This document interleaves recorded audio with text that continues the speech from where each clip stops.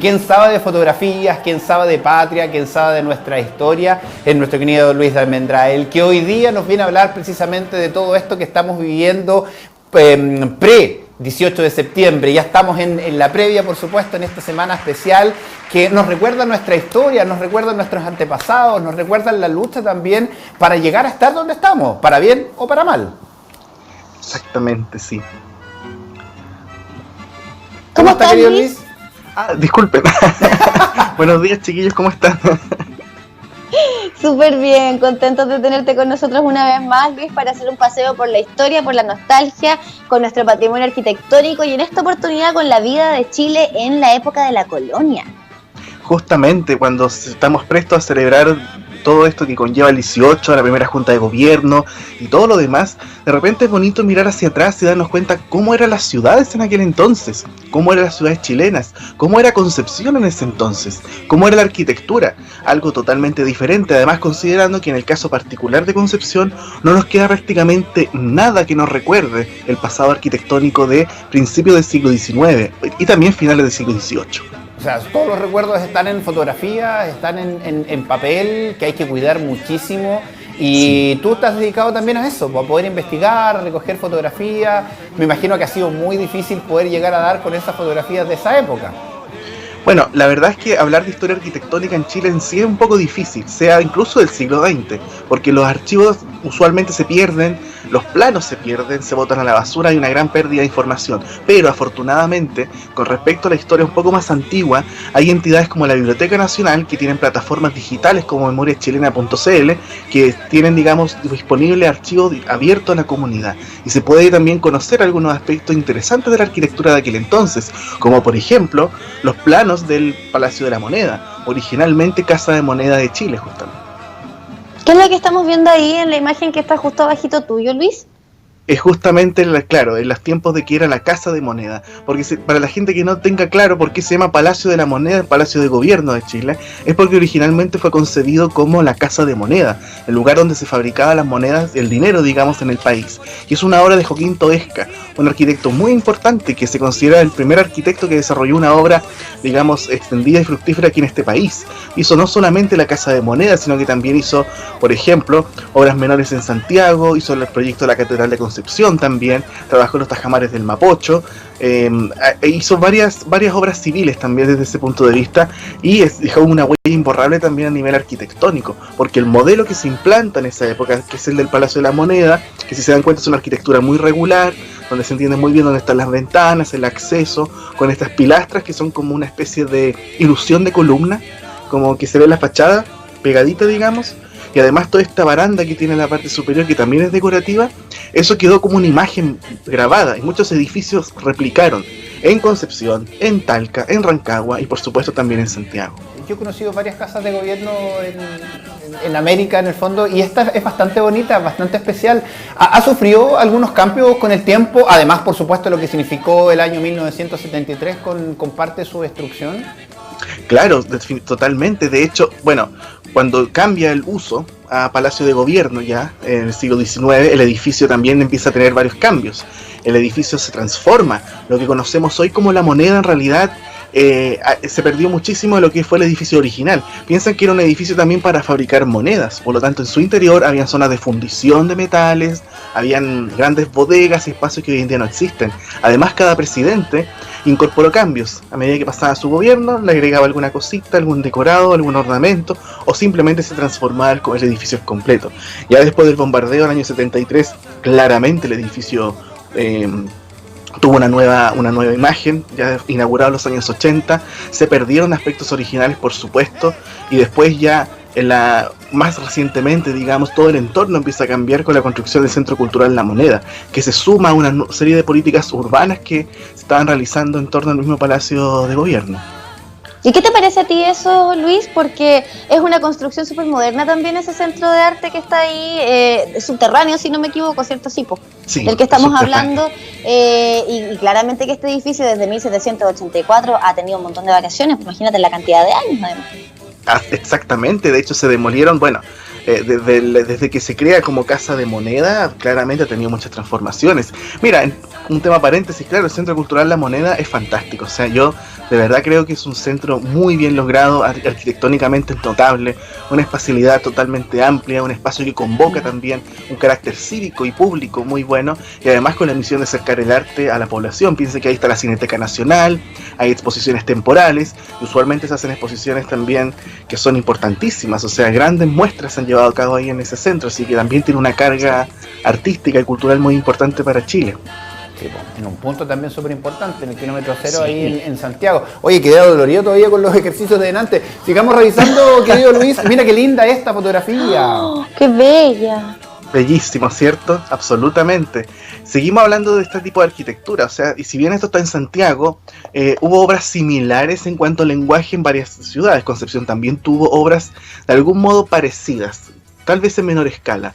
Lo que estamos viendo en esa imagen es una pintura de Jacques d'Antreville, que es un pintor justamente francés y que hace esta representación de la Casa Colorada. La Casa Colorada, la casa de Mateo Vittorio Zambrano, justamente, de este personaje tan importante en estos procesos que se vivieron a principios del siglo XIX en nuestro país, y que además vivía en esta tremenda mansión que sigue estando presente, o sea, está en pie todavía, y existe el Museo de Santiago ahí en ese lugar, y que además es un fiel representante de esta arquitectura colonial. Fue diseñada por Josep de la Vega, un arquitecto portugués, y nos damos cuenta también de los elementos arquitectónicos que, digámoslo así, estaban presentes en este tipo de arquitectura. Por ejemplo, los balcones de fierro forjado. Fíjense que tiene una base de piedra, digamos, la casa, y en la parte superior tiene todo este revestimiento de tierra de color bien interesante, la cubierta de teja y el gran portón en el acceso, coronado con este tremendo pórtico, ¿cierto? Muy bien decorado, con relieve y materiales de ese tipo. Qué nivel de detalle que tenía esta casa, y así de detallista, me da la impresión que era todo en esta época. Luis, qué bonito, y esto no se conserva, ¿verdad? No, sí se conserva, está en pleno centro de Santiago, está en media cuadra de la plaza. ¡Qué lindo! Cuéntanos dónde está para ir a buscarlo. Está uno va a Santiago justamente, y la Plaza de Santiago camina media cuadra, y entre todo ese perímetro histórico en realidad que está en esa ciudad, porque tenemos la plaza, tenemos la catedral, el Palacio de la Real Audiencia, que igual es de la época, y otros edificios un poco más modernos, entiendas, entre comillas, y caminamos media cuadra de la plaza y nos encontramos con la Casa Colorada. Mira, un tema importante de esta pintura, que en realidad, para no hablar tanto quizás de Santiago propiamente tal, y por qué decidí compartir esta pintura de Jacques d'Antreville, es porque también muestra la vida cotidiana. Si se dan cuenta, la gente a caballo, el vendedor, por ejemplo, que lleva agua, la gente del comercio ambulante, las diferentes clases sociales que aparecen en la pintura, y eso era parte también de las dinámicas de la ciudad de aquel entonces. Sí, pero lamentablemente, ¿para qué estamos con cosas? Está tan... La imagen que tiene la Plaza de Santiago no es de las buenas. Entonces las personas como que no van a disfrutar de estas cosas que obviamente son parte de nuestro día a día, pero es un lugar muy, muy histórico, muy bonito, y que conecta mucho con las capitales de otros lugares. Por ejemplo, en Lima tiene un lugar o cosas muy parecidas también, entendiendo que estamos hablando de la época de la colonia, donde se replicaba todo lo que venía desde Europa, desde España, sí. Y esto también, la aduana igual se replicaba en otros lugares, ¿o no? Claro, o sea, hablamos de la moneda como dejó una huella, ¿cierto?, imborrable en la arquitectura nacional junto con la Casa Colorada. Aquí nos encontramos con este edificio de 1805 que también está en Santiago, que fue la antigua aduana, después fueron los tribunales de justicia, también fue edificio de correos, y hoy en día es sede del Museo Precolombino, un museo bellísimo, fantástico, donde hay grandes colecciones de arte y expresiones culturales de los pueblos prehispánicos. Y bueno, el edificio de la aduana justamente también evidencia esas características propias de la arquitectura, ojo, neoclásica española, que imperó por mucho tiempo aquí y que quedó incluso marcada posteriormente. O sea, este tipo de arquitectura influenció edificios construidos, por ejemplo, en Concepción más adelante, como la antigua Intendencia de la esquina de O'Higgins con Aníbal Pinto, como varias construcciones, casas pequeñas, algunas casas incluso en calle San Martín, como la que vimos cuando hablamos de las puertas, por ejemplo. O sea, todo en menor escala, pero guardando ciertos ornamentos español, por supuesto. Fíjense ahí, por ejemplo, la esquina, cómo está resuelta, esa decoración de arriba, que es esa baranda, como un balcón, pero es decorativo, o la ilusión de columna que está como en relieve, pegadita a la fachada a lo largo de todo el edificio. Sí, pues acá no existía esto de la simpleza, la línea sin ningún detalle, ¿cierto? Lo minimalista. Al contrario, vemos mucho detalle, ¿cierto? En toda la construcción y como tú bien dices, esas columnas de la esquina le dan un toque pero maravilloso. Exacto, y fíjate que igual esta arquitectura es bastante ordenada y sencilla, porque después en el siglo XIX ya con el Chile independiente ya y todo lo demás, y entra en escena un nuevo neoclásico que es el afrancesado, el neoclásico francés. Entonces ahí empieza a aparecer, explota digamos el ornamento. Los edificios se llenan de decoraciones, se llenan de emblemas, guirnaldas, flores, etcétera, etcétera. Y ahí pasamos a otro momento en la arquitectura. Pero lo interesante es justamente entender que las ciudades chilenas hacia el año 1800, 1805 tenían edificios como este. Y ojo, esto es solo una parte, porque también estaba la otra parte que son las casas, por ejemplo, comunes y silvestres, no edificios institucionales o públicos. ¿Como estas? Y en ese tipo de... ¿Como estas que estamos viendo? Como esta que estamos viendo, de hecho, justamente, o sea, estamos hablando ahora de otra expresión arquitectónica mucho más austera. Y aquí es donde entra en escena un rasgo muy característico de la arquitectura de aquel entonces, que fue las casas del pilar. Las casas que tenían un pilar en la esquina. Mira. Y ese tipo de construcción, esa modalidad de tener un pilar en la esquina que está asociado a una puerta, a unas ventanas, al acceso propiamente tal, uno lo puede ver en Santiago, como lo que vemos en 3/4 de la foto, básicamente. En la primera foto en la izquierda está no es muy cierto, no está muy claro dónde estaba esa casa, cortesía de la página urbatorium.cl, y abajo sí nos encontramos con esa casa roja que todavía existe, que está en Recoleta, que es de 1806, que se le conoce como la Casa del Pilar, cuyo propietario fue Rafael Cicerón, y a la derecha nos encontramos con un detalle de la Posada del Corregidor, también en Santiago con su pilar de esquina, y abajito una casa en Lumaco.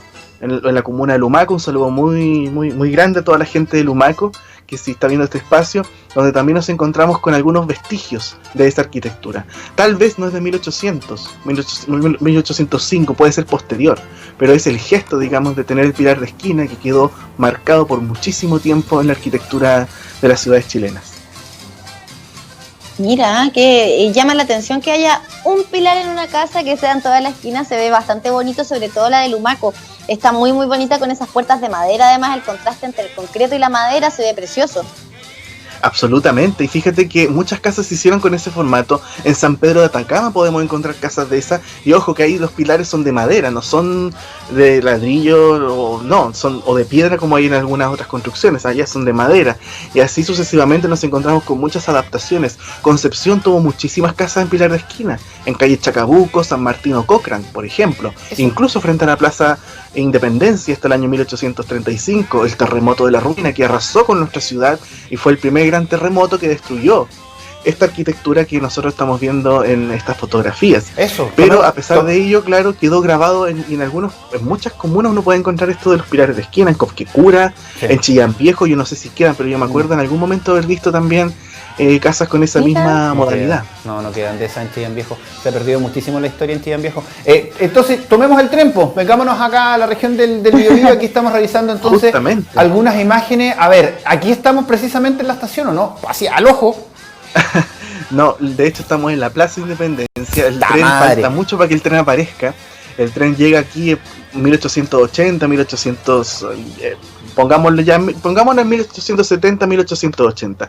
Pero la imagen que estamos viendo falta mucho todavía. Sí, y lo que estamos viendo en la imagen es una ilustración, una representación de la plaza hacia el año 1790, así que falta bastante. Ah, sí, faltan 100, yo dije. Oye, me quedé corta. Pero qué increíble también como las plazas se siguen siendo hasta hoy un lugar de encuentro de, digámoslo así, todas las clases sociales, porque en esta foto estamos viendo hacia el ojo a estos que andaban con el sombrerito, con el bastón, que me imagino que eran los que tenían más billetes, los trabajadores, vemos militares también parece que van caminando, o sea, finalmente las plazas siguen siendo el lugar de encuentro. Absolutamente, Luis, y mira, fíjate que lo que dices tú es muy cierto y tiene un poco de relación con la pintura que vimos de la Casa Colorada, donde se ve toda esta vida cotidiana, ¿cierto? El comercio ambulante, las clases sociales distintas. Un paréntesis, esa pintura hermosa de la Casa Colorada está en Concepción, está en la Pinacoteca, en la Sala de los Grandes Maestros. Ese era un dato del bonus track, sí, que iba a comentar. Esta ilustración de la plaza que estamos viendo en pantalla, además nos da cuenta de la importancia de las plazas justamente y cómo eran las plazas. Las plazas en la colonia no tenían un diseño urbano tan elaborado como lo que conocemos hoy. Era básicamente una explanada libre, digamos, con la pileta de agua, cierto, importantísima, y con uno que otro espacio ya definido para zonas de mercado, de venta, porque los caballos transitaban libremente por las plazas, los carruajes también, había zonas especiales para ajusticiamiento donde la gente se ahorcaba y así, cosas de ese tipo. Entonces eran dinámicas distintas, y el diseño de la plaza en la ciudad española de la colonia era también muy marcado por lo que justamente las decisiones que se tomaban desde la corona. Y perdón, ¡Uy, qué fuerte! ¿por qué las piletas son un tema importante en estas plazas? Porque hay que abastecerse de agua, y de algún modo también estaban ahí para los caballos, por ejemplo, bebederos de agua para los caballos, y marcaban también presencia bien importante. Mira. Algunas piletas se conservaron, y si uno ve ciudades americanas en general va a encontrar una configuración tal vez no igual, pero más o menos similar, de norte a sur. Qué increíble cómo le perdimos el valor al agua, porque uno ni siquiera lo asocia a la calidad del agua, eso simplemente un tema bello. Ahora que me dices tú, me hace mucho más sentido de por qué existen o por qué en un comienzo existían las piletas en las plazas. Claro, después el tema de la pileta se lleva a otro nivel mucho más paisajístico, de diseño, y aparecen ya las plazas mucho más renovadas con piletas que diga esculpidas, ¿cierto? Con el trabajo de artistas propiamente tal. Bueno, en el caso de Concepción, medio siglo después, un poquito más de medio siglo después de esa ilustración, aparece la pileta que todos conocemos con la diosa Ceres, que esa ya es otra historia que podemos contar en otro momento. Sí. Luis, bueno, y otra cosa que está siempre presente en las plazas, ¿cierto? Son las catedrales de cada una de las ciudades. Acá en Concepción tenemos una catedral, por supuesto, y estamos viendo, me da la impresión, eso es el plano o como la presentación del proyecto, ¿no? Exactamente, este es un plano de la Catedral de Concepción, hecho por el ingeniero Leandro Badarán. Hay también digamos que Joaquín Toesca también propuso una iglesia. Este plano aparece en la nombre de Leandro Badarán. Y lo interesante de esta catedral de Concepción es que también está ubicada en el mismo lugar lo que actualmente es calle Caupolicán, solo que este proyecto es de 1790, ya digamos de final del siglo XVIII, para que la gente vea la casa también lo histórico del solar, o sea, del lugar en el cual está la Catedral de Concepción, y que además hemos tenido muchas catedrales. La catedral que tenemos hoy en día se inauguró en 1950, la anterior se destruyó con el terremoto del 39, pero su origen, digamos, antiguo es de posterior al terremoto de la ruina, o sea, 1840. ¿Siempre en el mismo lugar? ¿Siempre en el mismo lugar donde está hoy día la Catedral de Concepción? Siempre en el mismo lugar. De hecho, le mando un saludo a Rodrigo Sanders, que investigó el tema de las catedrales y tiene un blog muy interesante donde se ven todas las etapas de las catedrales de Concepción. Y bueno, aquí en este dibujo uno ve otros rasgos también de la arquitectura de la época, o sea, cómo están esos guiños de la arquitectura incluso barroca, que cualquiera diría que en Concepción quizás no hubo barroco como en otras ciudades, como por ejemplo Perú, por ejemplo, Lima, Cusco, que el barroco está en todas partes, o incluso en ciertas zonas de Bolivia o en Ecuador. Acá, bueno, de algún modo se dio de una manera mucho más tímida, y aquí aparece una catedral bastante, bueno, diversa en todo caso, bien ecléctica y de todo un poquito, y para que hagamos el ejercicio de imaginar cómo se vería esta construcción en calle Caupolicán si estuviese hoy en día, digamos. Imagínense cómo sería nuestra ciudad o la imagen que tendría quizás con estas construcciones. Sí. Oye, Luis, preguntarte por qué, por lo menos en la mayoría de los lugares históricos, es considerado en cuanto al día a día como un barrio, a lo mejor a mal traer, mal cuidado. Me refiero al centro de la ciudad de Concepción, por ejemplo, donde está asociado a migrantes, donde está asociado no a un nivel económico que uno se podría imaginar en estos lugares donde comenzó finalmente la historia. Se van a otros lugares, por ejemplo, el poder económico, qué sé yo. Pero en otros lugares pasa lo contrario. Por ejemplo, en Lima. En Lima ellos están muy orgullosos de su centro. No es fácil vivir en el centro. Está muy bien cuidado. En Cartagena de Indias, en Colombia también, la ciudad antigua, es un lujo vivir ahí. De hecho, están las mejores tiendas, las más caras del mundo, están inversas ahí. ¿Por qué pasa que en otros países estas zonas históricas están como al mal traer? No sé si me entienden la pregunta, sin ser peyorativo ni por supuesto mirar en menos a nadie. Hay un tema con los centros históricos bien particular, o sea, de algún modo es un proceso también global. O sea, si tú ves, ponte tú, el centro histórico de Génova también tiene ciertos problemas. No es un tema solamente quizás de Concepción o una cosa latinoamericana. En el caso, pero también, por ejemplo, hay ciudades que lo llevan súper bien. Los peruanos, por ejemplo, nos llevan la delantera en muchos temas de protección patrimonial, de normativa, de conservación, de cultura también cívica con respecto al patrimonio. O sea, que la población de verdad se preocupa y toma conciencia y sabe lo que tiene también y la historia que conlleva. y en ese sentido podemos aprender muchísimo. Pero también aquí en el caso particular de Concepción, bueno, tenemos claro que las políticas urbanas en el último tiempo no han beneficiado para nada el centro de la ciudad. O sea, nos hemos llenado de cosas que no tienen sentido, nos llenamos de tulipas, de diseños una y otra vez, rediseñando nuevamente las mismas calles como Higgins y Barros Arana, sin una lógica clara, digamos, que pueda unir los lenguajes arquitectónicos presentes. O sea, preocuparse quizás de las galerías, de cómo está el espacio Plaza Independencia. No sacamos nada con haber hecho un estacionamiento subterráneo, sino nos preocupamos de manera integral de todo lo que pasa. O sea, despegar la mirada de la calle. Si al fin y al cabo la ciudad la componen más que la calzada, tenemos fachadas, tenemos árboles, tenemos una complejidad, digamos, un sistema de partes que forman el centro. Entonces no sacamos nada con de repente limpiar una cosita o hacer un detallito por aquí por allá, si no tenemos una visión clara de cómo queremos el centro de la ciudad. Ojo, un centro que esté acorde con la escala de la ciudad, con las funciones de la ciudad, con la historia y el patrimonio presente, y no necesariamente empezar a renovarlo poniendo tiendas de retail, supermercados o malls, que en realidad eso no es la solución, es lo absoluto. Toda la razón, querido Luis de Armendáriz. Vamos avanzando porque tenemos más imágenes que mostrar. Esta es una vista panorámica del Valle de la Mocha, por allá por el 1790. Absolutamente, este es un dibujo del Pozo también, ha sido publicado en muchos libros, está el de Campo Harris, por ejemplo, La historia de Concepción, que es un libro emblemático, también más recientemente de nuestro querido Armando Cartes también, que lo ha usado para varias publicaciones, y por ejemplo El retorno del prócer, ese libro maravilloso sobre Martínez de Rosas. Pero lo interesante de esta ilustración también es que uno se da cuenta de la otra arquitectura, lo que yo les decía anteriormente. Tenemos esta arquitectura de iglesias, ¿cierto?, con estas grandes construcciones, torres, los campanarios propiamente tal, pero también están las viviendas mucho más sencillas y austeras. O sea, también en esa época se daban las construcciones de material ligero, de madera, de paja incluso, chozas que estaban dispersas en las zonas también periféricas, y cosas de ese tipo. Entonces también era una lectura bien diversa en la arquitectura de la ciudad. Sí, qué lindo poder imaginarse también a esa persona dibujando esto, porque en algún momento tiene que haberlo visto y después haberlo plasmado en esto. Claro. Qué lindo poder obtener. ¿Y esto de dónde lo obtuviste? Es que esto está publicado en varios libros, está publicado en muchos libros, pero tengo entendido que el original está en la biblioteca de la Universidad de Chile, en el repositorio de la biblioteca de la Universidad de Chile. Ya, y esto es una vista que tenemos del año 1790, pero hay otra de 1826 también. Sí. Fue publicada en 1826 y fue realizada por Louis Jory, que fue un explorador francés muy importante, que él viajó por la costa del Pacífico. Estamos en una era diferente, estamos en una era de las expediciones y las exploraciones de científicos e investigadores.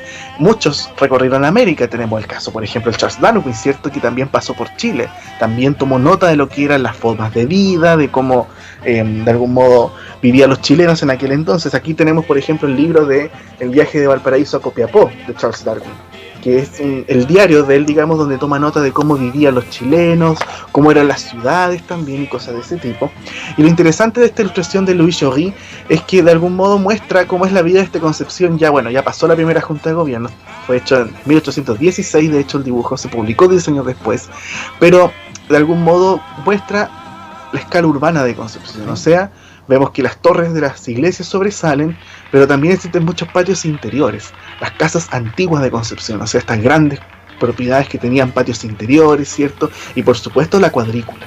Concepción tiene una trama urbana de cuadrícula, como un tablero de ajedrez, con la plaza en el centro y todas las manzanas alrededor que se distribuyeron con iglesias y con funciones también de vivienda de gente importante y cosas de ese tipo, que básicamente es el trazado urbano que se dio en la ciudad después del traslado. Recordemos que Concepción estaba en Penco, y que después del tsunami, el terremoto, ya en el año 1760-65 ya estaba instalado, digámoslo así, las líneas generales y algunos edificios importantes en el nuevo asentamiento en el Valle de la Mocha.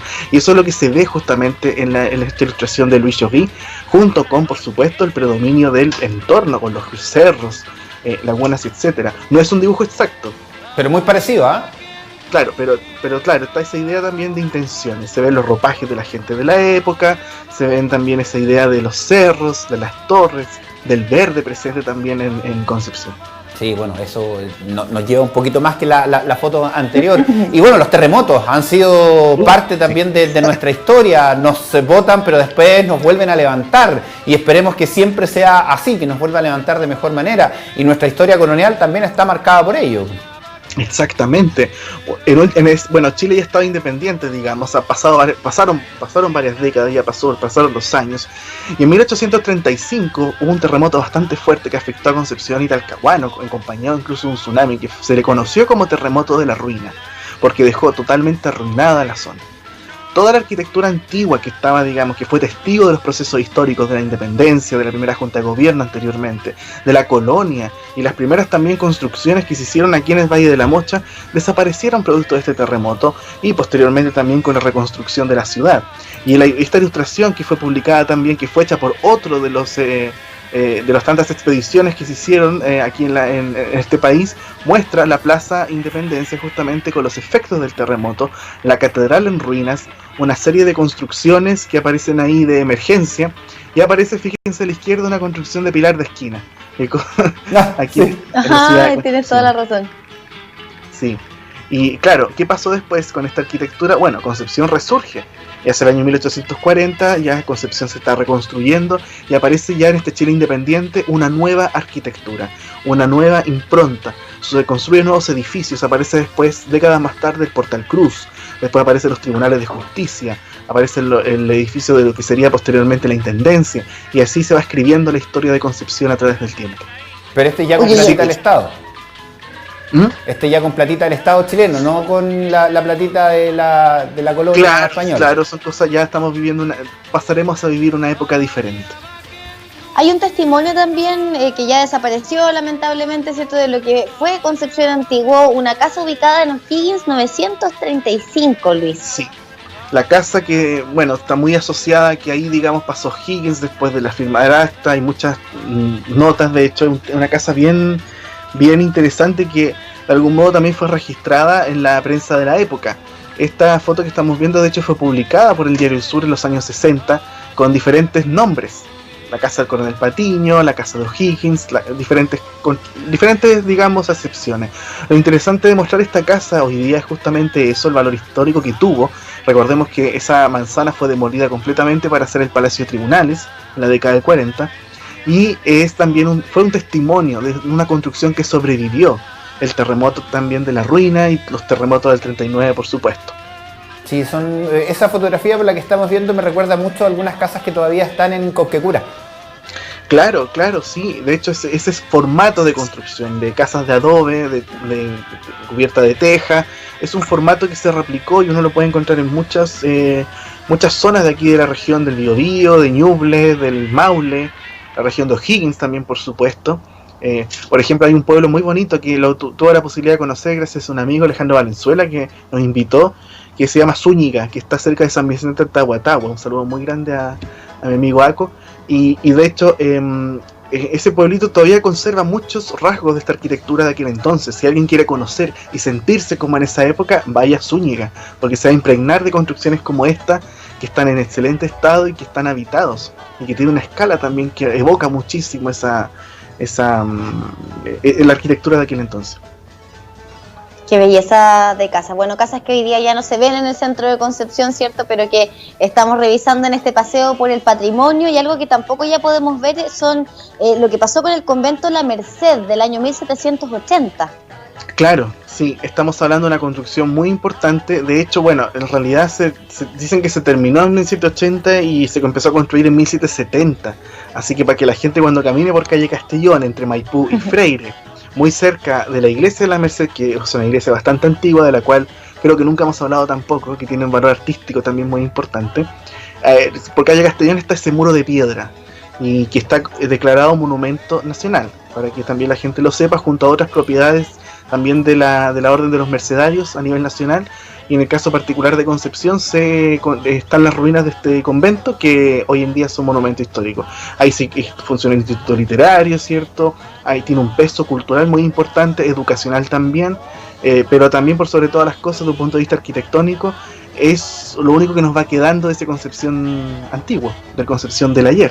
Claro, pero nos va quedando mucho de conoce histórico. Obviamente usted está recogiendo toda esta historia, gracias a usted estamos por supuesto viajando en el pasado, conociendo nuestro presente y poder respetar así aún más lo que vamos a dejarle a las nuevas generaciones. Historiaarquitectónica.cl para que los busquen en internet, para que los busquen también en Instagram, porque sin duda yo creo que esta semana vas a tener un trabajo muy dedicado a lo que es nuestra patria. Sí, bueno, de hecho, sigan historiaarquitectónicaconcepción.cl y también búsquenlo en Facebook, en las redes, como decía Luis, y también tomen conciencia de aquellos detalles que son parte de la ciudad. Ese muro que ustedes ven ahí es parte también de, digamos que ahí está la base de lo que incluso fue lo que pasó a ser el Liceo de Hombres. O sea, hay muchas historias que se tejen y los muros esconden muchas historias también. Y esta semana se viene el lanzamiento de algunos proyectos también que vamos a estar avisando, de algunos arquitectos, específicamente Maco Gutiérrez, ahí adelantando la información. Y por sobre todas las cosas también, en paralelo a eso, que la gente se cuide, por supuesto. Tome conciencia y se cuide, o sea, estamos en un momento especial. Importante mensaje que nos deja Luis Almendral, y te dejamos un besito grande, nos vemos en la próxima. Gracias por este paseo por la historia. Chao, chao. No, ustedes, chaitos, nos vemos.